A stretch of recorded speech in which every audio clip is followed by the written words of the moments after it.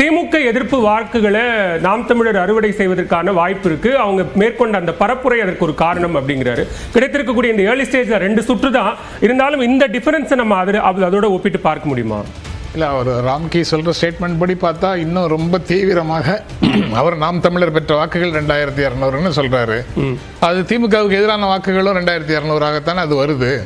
அப்படி இருக்கும்போது அதுதான் களச்சூழலா அப்படிங்கிற கேள்வி நிச்சயமாக வருது. அது போக பெரியாரை எதிர்ப்பதற்கு துணிச்சல் வேணும் அப்படின்னு சொல்கிறாரு. நிச்சயமாக பெரியாரை எதிர்ப்பதற்கு துணிச்சல் தேவையே இல்லை. ப்ரோ பவராக இருக்கக்கூடியவங்க யார் வேண்டுமானாலும் பெரியாரை எதிர்த்துக்கிட்டே தான் இருக்கிறாங்க, காலங்காலமாக எதிர்த்துட்டு தான் இருக்கிறாங்க.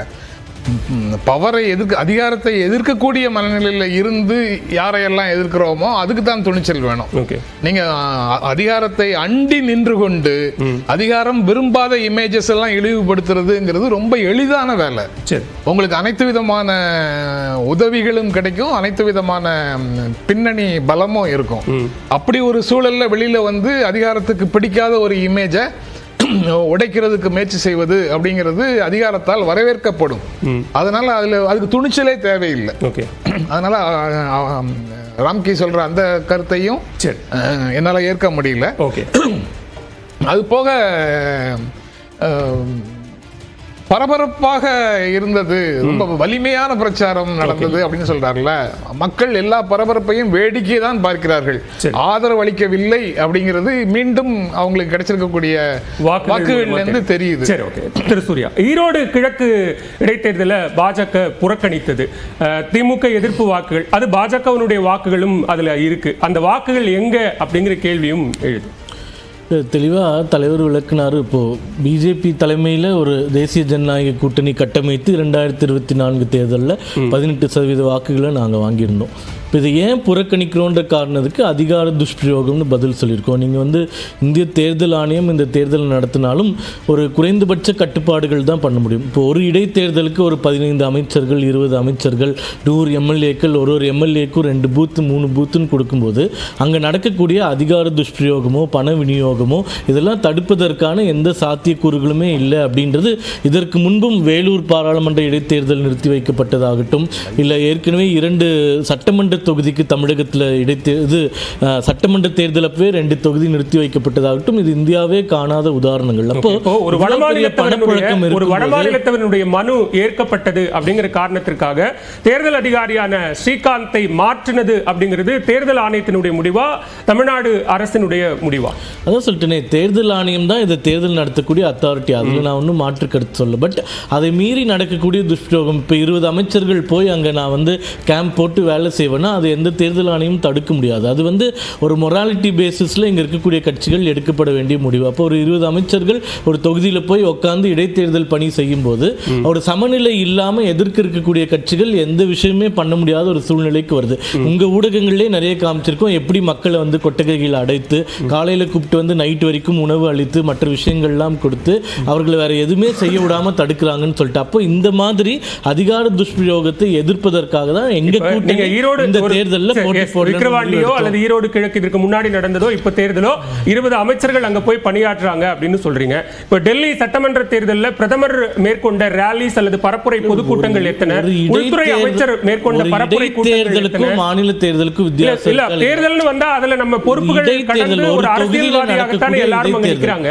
இப்ப இங்க வந்து தேர்தல் நடக்கும்போது இங்கேயும் எல்லா தலைவர்களும் வந்தாங்க, பிரச்சாரம் பண்ணாங்க, எல்லாமே பண்ணாங்க. ஆனா இது ஒரு தொகுதியில் நடக்கக்கூடிய இடைத்தேர்தல், அது வந்து மாநிலத்திற்கே நடக்கக்கூடிய தேர்தல். மாநிலத்திற்கு நடக்கக்கூடிய தேர்தல்னா அனைத்து கட்சிகளையும் எல்லா எஃபர்ட்ஸையும் போடுறது இயல்பான ஒரு விஷயம் தான். ஆனா ஒரு இடைத்தேர்தலுக்கு இந்த அளவுக்கு நீங்க வந்து அதிகார துஷ்பிரயோகம் பண்றதுன்றது எந்த மாநிலத்திலுமே காணாத ஒரு விஷயம் அப்படின்றது தான் உண்மை. நிச்சயமாக தொடர்ந்து பேசலாம். ஈரோடு கிழக்கு தொகுதியினுடைய முன்னணி நிலவரங்களையும் பார்த்துக் கொண்டிருக்கிறோம். தொடர்ந்து நாம் டெல்லி சட்டப்பேரவை தேர்தல் முடிவுகள் குறித்தான விவரங்களையும் பார்க்க இருக்கிறோம். ஒரு சிறிய இடைவேளைக்கு பிறகு நேரலை தொடரும்.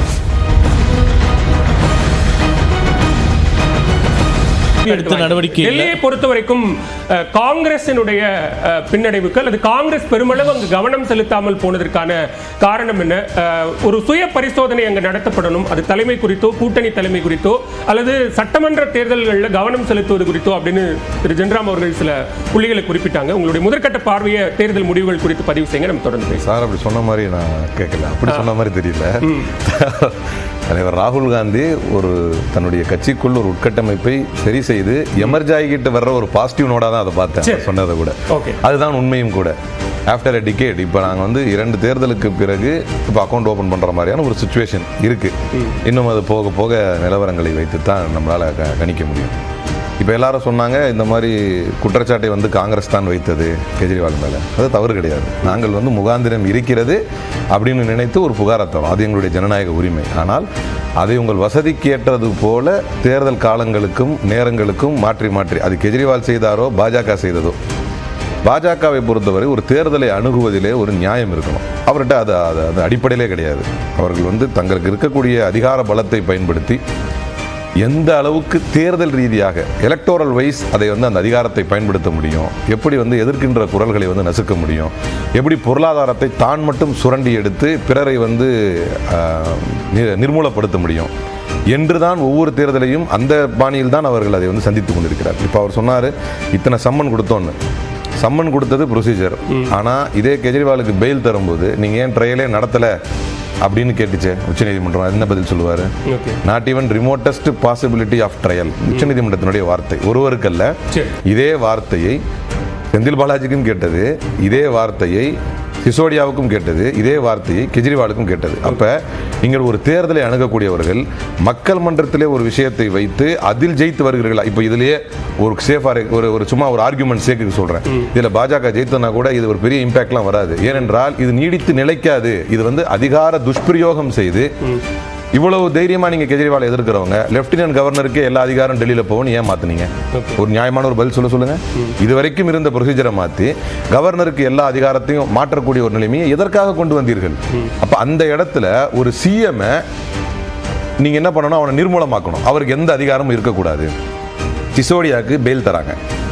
அடிஷனல் சொலிசிட்டர் இவர் என்ன பண்றாரு? போய் ராஜு போய் நீதிமன்றத்தில் கேட்குறாரு, நீங்கள் கெஜ்ரிவாலுக்கு இன்ட்ரீம் பெயிலில் சிஎம்ஆ செயல்படக்கூடாதுன்னு சொன்னீங்கல்ல, அதே மாதிரி இவருமே செயல்படக்கூடாதுன்னு ஆர்டர் கொடுங்க அப்படின்னு கேட்குறாங்க. சரி, அந்த குற்றச்சாட்டுக்கு ஒரு பதில் சொல்லட்டும். எதிரிகளை பலவீனப்படுத்தக்கூடிய நோக்கத்தில் பல தளங்களில் ஒரு பல்முனை தாக்குதல் நடக்குது அப்படின்னா, ஒரு 6 மாதத்துக்கு முன்னாடி நாடாளுமன்ற தேர்தலில் கூட்டணி அமைத்து தேர்தலை சந்திக்கும் போது இந்த முறை கூட்டணி பலத்தை உறுதி செய்து டெல்லி சட்டமன்ற தேர்தலை சந்தித்திருந்தால் குறைந்தபட்சமாக ஒரு எதிர்ப்பை வலுவா பதிவு செய்வதற்கான ஒரு சூழல் இருந்திருக்கும். அந்த ஏதுவான சூழலை ஏற்படுத்தாதது யார் அப்படிங்கிறதும் பிரதானமாக. ஏதுவான சூழலை ஏற்படுத்த வேண்டியது கெஜ்ரிவாலின் கடமை, இயற்கையாகவே சொல்ல போனா. ஏன் அப்படின்னா அதில் காங்கிரஸ் ரொம்ப தெளிவாக இருக்குது. ஒவ்வொரு சின்ன சின்ன தோல்விகளுக்கு பின்பும் மம்தா பானர்ஜி போன்றவர்கள், கெஜ்ரிவால் போன்றவர்கள் கூட்டணி தர்மத்துக்கு எதிராக பேசக்கூடியதை வளமையாக வைத்திருக்கிறார்கள். ஒரு கூட்டணி நடைபெற வேண்டும் என்று சொன்னால் அதில் இந்த தேசத்தை ஆண்ட பாரம்பரியம் கொண்ட வரலாறு கொண்ட ஒரு காங்கிரஸ் கட்சிக்கு உரிய மரியாதை தந்து அவர்களுடைய கருத்துக்களை ஏற்று தலைவர் ராகுல் காந்தி போன்ற மிகப்பெரிய அளவில் உலக அளவில் எமர்ஜிங் லீடராக வரக்கூடிய தலைவர்களுக்கு அதற்கான டிசர்விங் ரெஸ்பெக்டை தந்து அந்த கூட்டணியை எடுத்து செல்லப்பட்டிருந்தால் பரவாயில்ல.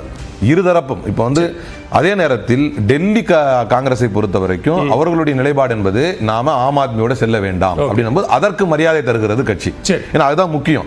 ரீஜனலா இப்ப அதனுடைய விளைவாகத்தான் 2 தேர்தலில் ஒண்ணுமே இல்லாம போனதுடைய சூழ்நிலை மாறி இன்றைக்கு ஏறுமுகமாக இருப்பதற்கான காரணமுமே குறிப்பாக டெல்லியில் இருக்கக்கூடிய மாநில கட்சியோடு நாம் செல்லாமல் நம்முடைய தனித்துவத்தை காட்டி தலைவர் ராகுல் காந்தி தன்னுடைய பிரச்சாரங்களிலும் கெஜ்ரிவாலையும் விளாசினார். அதே நேரம் அக்கவுண்ட் ஓபனிங் அப்படிங்கிறீங்க 27 ஆண்டுகள் இல்ல அதுதான் அப்படிங்கிறீங்க 27 ஆண்டுகளுக்கு பிறகு அங்க ஆட்சி அமைப்போங்கிற நம்பிக்கையை வெளிப்படுத்தக்கூடிய பாஜக அங்க முன்னிலையில் இருக்கிறதையும் நம்ம பார்க்கிறோம். அது தொடர்பாக நம்ம பேசலாம். நான் வர மொத்தமுள்ள 70 தொகுதிகளுக்கான முன்னணி நிலவரங்கள் கிடைக்கப்பெற்றிருக்கிறது. அதன் அடிப்படையில் 44 தொகுதிகளில் பாஜக முன்னிலையில் இருக்கிறார்கள். ஆம் ஆத்மி 25 தொகுதிகள், காங்கிரஸ் ஒரு இடத்தில் முன்னிலை வகிக்கிறாங்க.